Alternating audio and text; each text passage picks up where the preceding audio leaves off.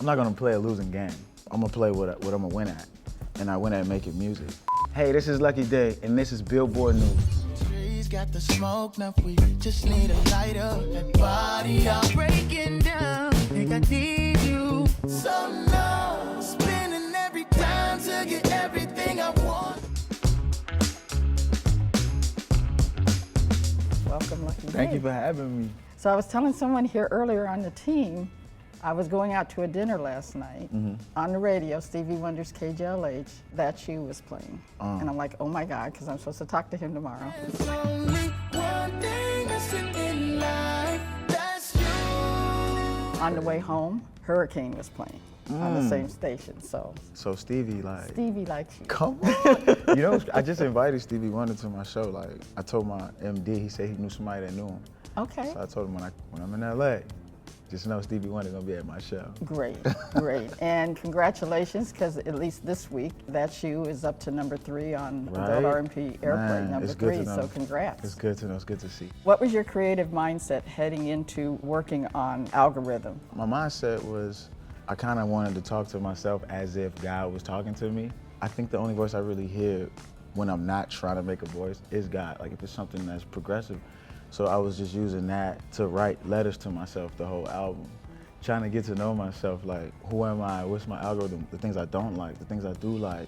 I love people so much that I'll give until, you know, I'm sad, like to the point where I feel like the gauge is when I get sad is enough, which is kind of crazy. Like, oh, I could keep going. Nah, maybe I shouldn't keep going. Like, let's not get sad. This album was more like, let me stay above everything that is negative. For me, that's rare as a Libra. I need the balance. I need the happy and the sad. But Gotcha. on this one, I cut out the sad, and I just wanted to be like happy and motivate myself, and hopefully it come through to other people when they hear it, as if that voice is talking to them. I just wanted to like keep going, like be fierce, be unapologetic, be free, be flamboyantly you. I want everybody to do that same thing. What was the first song you did where this started coming out and you said, okay, I know I'm on the right track? The very first song, non-conscious of us making it, was Lemonade. And then on purpose, the first song was Hurricane. In your bio, you talk about this being a farewell, as you just said, to your old fears and doubts. Can you share a couple of examples? It's just trying to fit in. It's just worrying about other people. I'm naturally very emotional. Sometimes I allow myself to be when I should allow like the higher self to be, you know? Like, let me not put emotions in this. Let me focus on what's progressive for me right now. I was afraid to know myself. I was afraid of my demons, and I was just accepting my angels.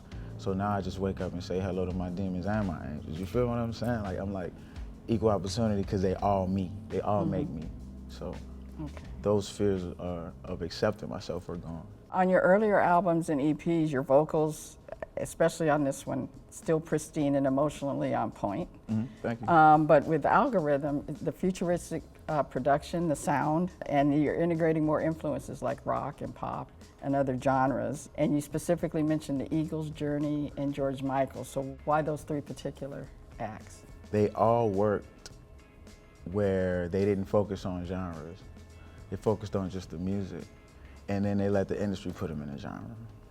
So as the industry continues to do what the industry does, I try not to accept what the genre is today, and I try to embrace all the times they accepted the genre of R&B.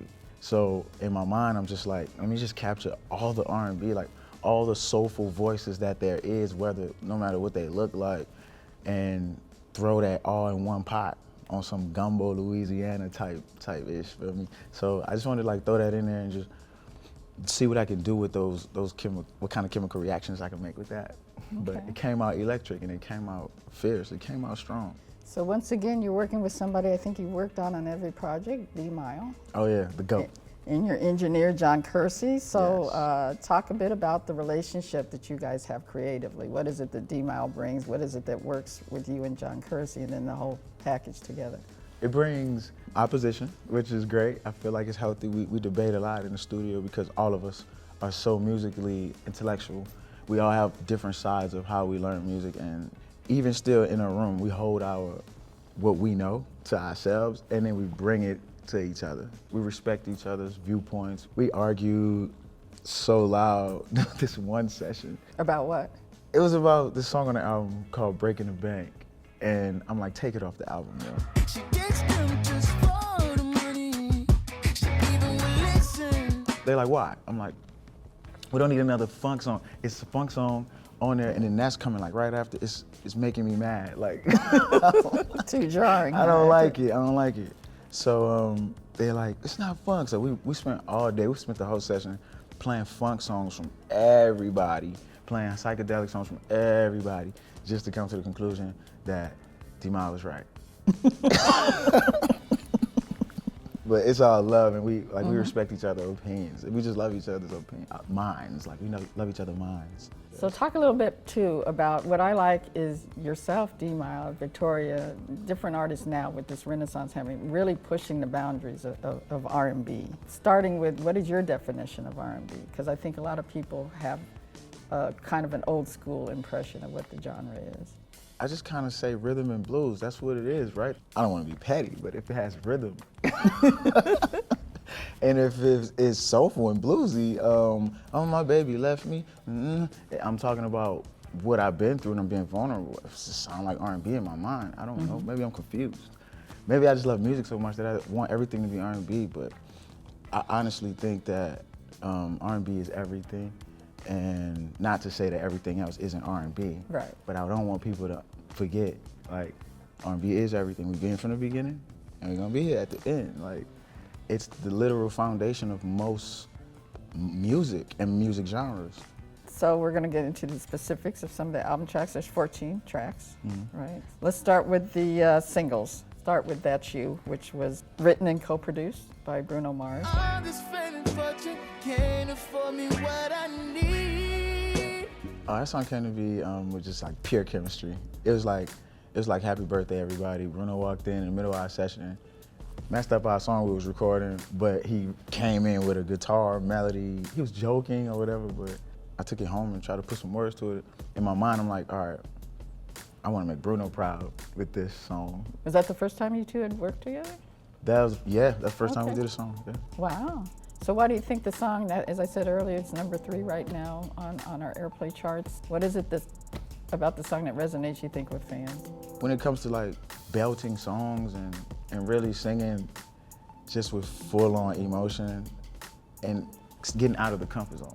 Most people want to sing and they don't want to, they're afraid to look bad. And in this song, I wanted to make a belting song like Luther Vandross, how they grow songs from the beginning and at the end it's like this big, extravagant musical expression like Whitney Houston or Celine Dion.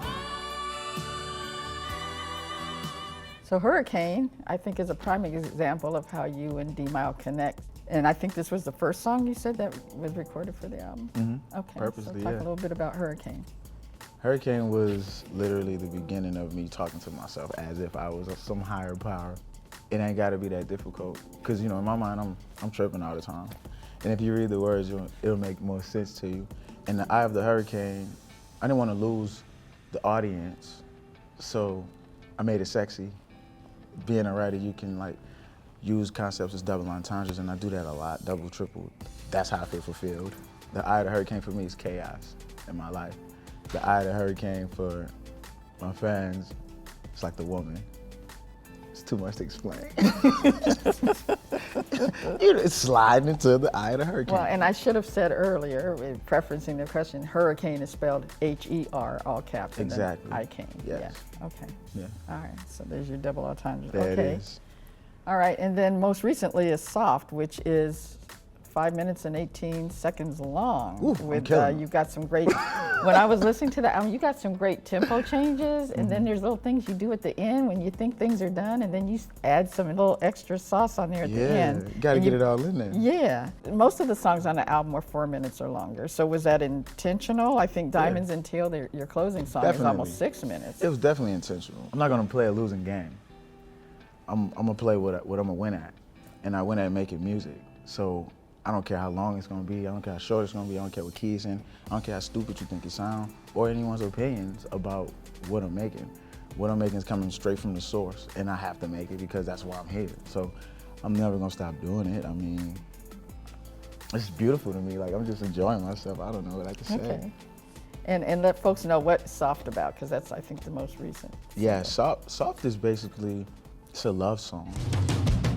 Yeah, yeah, yeah. So, I don't know the meaning, but I know what it could be. Yeah. A girl is making you do things, and you know you tough. I got 5 brothers, so it took me a long time to know which woman to open the door for and which woman not to open the door for, because it's just boys. You taught, like, open the door for everybody. So, and it's like fight, this, that, and the other. So naturally, I'm not soft. I'm caring and empathic, and that, I guess that makes me feel soft sometimes. And in a relationship, you know, it's nice to have somebody that can trigger your emotional intellect. Men don't really have too much. So it's nice to have somebody to bring out your soft side and be okay with being soft with that person, or just any time. Like, it's okay. I want men to feel like men, whether they hard, soft, yellow, green, I don't care. Gotcha. All right. You're very choosy as to who you have guests on your albums. And on one song, you've got Teddy Swims on Blame, and then you have Ray on Paralyzed. So starting first with Blame, is toxic the right word? I mean, some of the things he says at the end of that song, I'm like, okay, Blame it on I get it, me. but okay. Well, I wrote that with Mickey Echo. Shout out to Mickey Echo. Did Stay with Rihanna. We sat in the studio for like 3 hours and just no pressure. Let's just write some stuff.